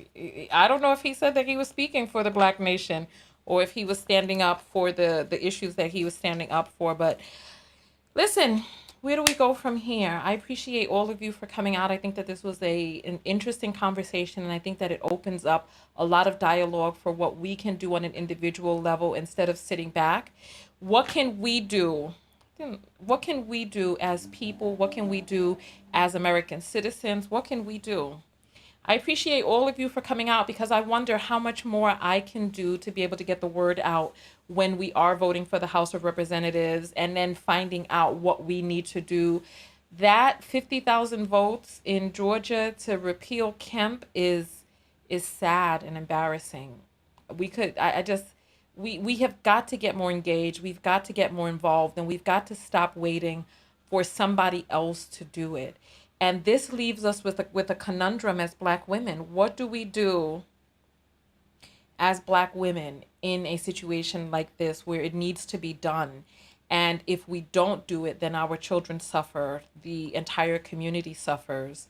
I don't know. We're going to have more conversations. I appreciate all of you for coming out because, we are broadcasting on a different channel today. So I think that it was a spirited, lively discussion that would not have been possible if you all were not on the text notification squad. YouTube has tried to topple me and they cannot. And so we're going to continue to push forward. And if there is somebody that you feel that we need to bring on and interview and ask some tough questions, because I see my knockouts do not play, go ahead and throw up your boxing gloves as we get ready to get out of here. Go find your emojis and go get your boxing gloves and throw up your boxing gloves as we start to get out of here. Thank you all so much for being a part of the conversation.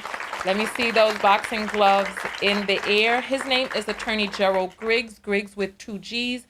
You can follow him on Instagram and on Facebook. He is a justice freedom fighter. And you all ask questions because, I have an admiration for him. So you all ask questions that I wouldn't have even thought to ask and questions that I was taken aback by. So I appreciate all of you coming out. You all are lovely. Listen, there's no need to insult our guest. If you don't agree with a person, listen, hold on. I promise you, as we're getting out of here, I will have a block party because we know that we do not attack the person, we attack their argument. If there is something that you did not like about a person's argument, say what it is that you don't like about their argument, but don't make an attack on a person as a person. Attack the argument, all right? As simple as that. But there go those boxing gloves. So listen, let's gotta get out of here with some, or should we do some funk? Hey. Thank you all so much for coming out. I appreciate it. Thank you all so much. I love those boxes. I love that red, especially with my red flower and the lippy. Okay. All right. Thank you all so much for coming out. I appreciate each and every one of you. Thank you. This was a great conversation, one that we don't typically have on my channel, but I love it. Send me some more interview suggestions. Thank you all so much. Hey. I like that red. Keep those boxing gloves coming. Come on. Hey. I love it. Hey.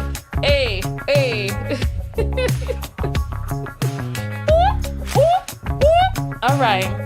Thank you all so much for coming out. You all are the MVPs. You are so dope. Go out there and love one another. Most importantly, love yourself. And part of loving yourself is having these tough conversations. Go over to Amazon and get my book. Watch my videos over here. Subscribe to my channel down here. And I will see you all in the next video. Tanya TKO, and I am out. Make sure that you're a part of the text notification squad because these platforms are acting fugazi. We don't know what them is gonna do. So on that note, I will see you all in the next video.